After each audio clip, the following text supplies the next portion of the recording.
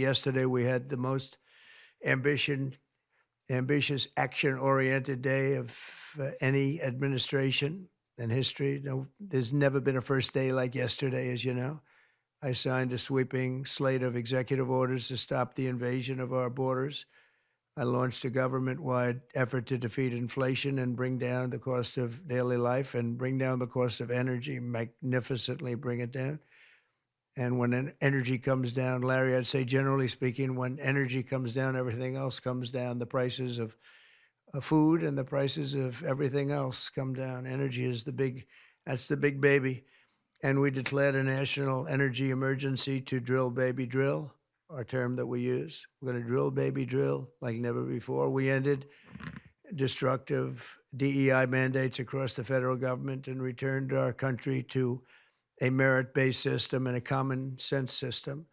As you know, the Supreme Court gave us a decision on merit, where things in this country can be based on merit now instead of a lot of different rules, regulations, and things that really put our country at a big disadvantage. We permanently stopped government censorship and restored free speech. That was signed yesterday. We renamed the Gulf of Mexico the Gulf of America. Sounds so beautiful, the Gulf of America, and returned the name of a great president, William McKinley, to Mount McKinley. They took off the name, and he was actually a great president. He was a very, very successful businessman. He ran for governor of Ohio. He won and did a great job as governor, ran for president, and he won. He was assassinated, ultimately, in his second term, unfortunately. But he was the tariff king, and I don't think he was as bad as I am. I think I believe in him even more than him, but he believed in him very strongly.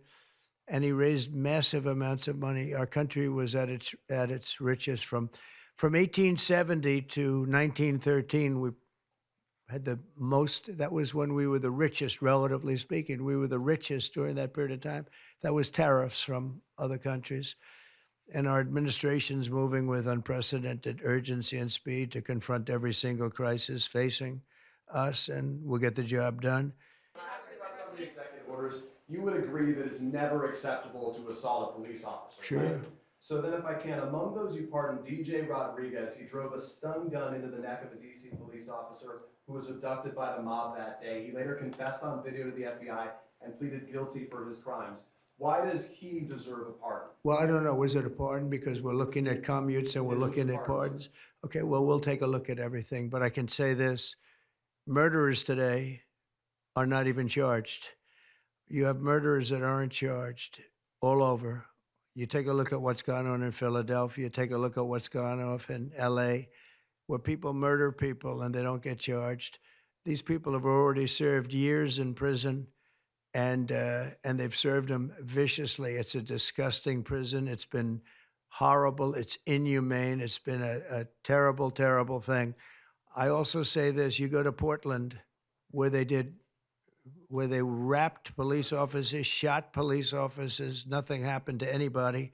You go to Seattle, where they took over a big chunk of the city and people died. Portland, a lot of people died. Wait a minute. And you go also, take a look at Minneapolis, because I was there and I watched it. And if I didn't bring in the National Guard, that city wouldn't even exist today. People were killed and nobody went to jail. So these people have already served a long period of time, and I made a decision to give a pardon. Joe Biden gave a pardon yesterday to a lot of criminals. These are criminals that he gave a pardon to. And you should be asking that question. Why did he give a pardon to all of these people that committed crimes? Why did he give a pardon to the J6 Unselect Committee when they burned and destroyed all documents which showed that they did what was wrong, not me? Wait a minute. Why did they give a pardon to all of his relatives, his brother who made millions of dollars, to all these different people? He gave pardons. That's the question you should be answering. The leaders of the Proud Boys and the Oath Keepers were free following their pardons yesterday. At the time, back in 2021, you urged them to stand back and stand by. Is there now a place for them in the political conversation? Well, we have to see they've been given a pardon. I thought their sentences were ridiculous and excessive.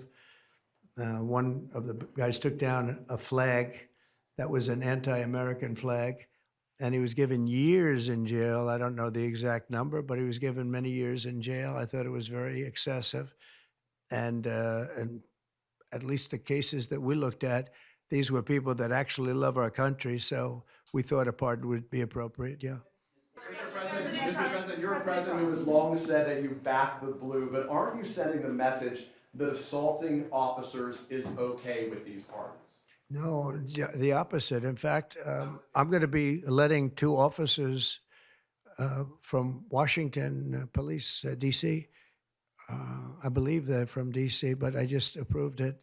Uh, they were arrested, put in jail for 5 years because they went after an illegal, and I guess something happened where something went wrong, and they arrested the two officers and put them in jail for going after a criminal, a rough criminal, by the way. And I'm actually releasing. No, I am the friend of police more than any president that's ever been in this office. Thank you, President. More than 400 of the people that you pardoned, though, assaulted officers. So I want to ask you about the Vice President, J.D. Vance. He said, this is a week ago, he said, if you committed violence on January 6th, obviously you should not be pardoned. Why is your Vice President wrong? Well, only for one reason. They've served years in jail. They should not have served, excuse me, and they've served years in jail, and murderers don't even go to jail in this country. And we had 1,500. We have 16 under review. As you know, we commuted about 16 of them because it looks like they could have done things that were not acceptable for a full pardon. But these people have served years of jail, and their lives have been ruined. And in many cases, listen to me for a second. Stop interrupting. They've served years in jail, and if you look at the American public is tired of it. Take a look at the election.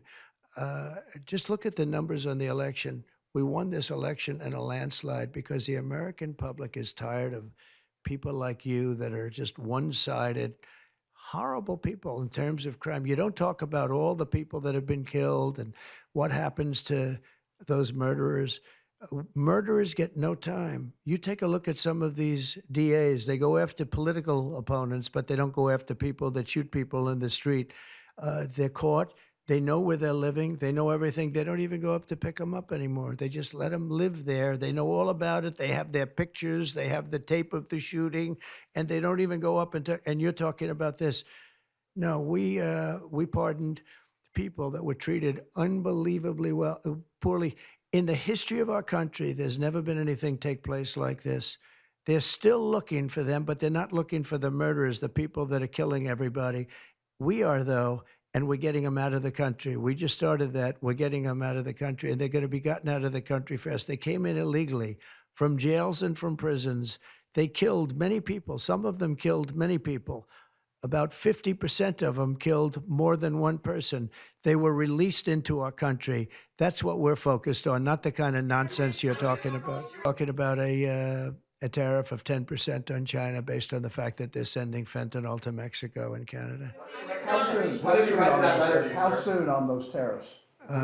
Probably February 1st is the date we're looking at. Do you have For an update for on- Mexico and China, we're talking about approximately 25%.